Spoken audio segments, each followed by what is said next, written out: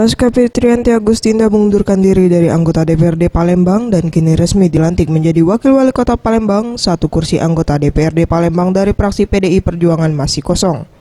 Menanggapi hal tersebut, Ketua DPRD Palembang Darmawan menjelaskan pihaknya telah merekomendasi satu nama untuk pergantian antar waktu atau PAW kepada DPP PDI. Diharapkan proses bisa cepat selesai dan segera melantik PAW. Proses PAW penggantian antar waktu dari PDI Perjuangan sebentar lagi sudah ada. Jadi kita kan harus memakai mekanisme tahapan surat menyuratnya kan. Sudah tingkat pusat rekomendasi itu. Dalam waktu dekat lah mudah-mudahan ya.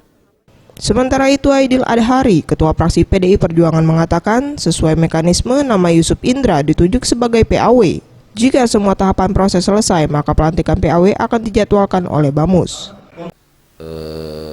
Untuk PAW atas nama Fitriyanti Agustinda itu insya Allah akan diganti oleh Muhammad Yusuf Indra.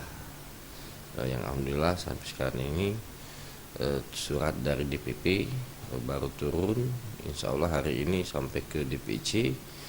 Nanti DPC akan menyurati pimpinan DPR Kota Palembang. Mega Dwi Handayani, Maulana Yusuf, Sriwijaya TV.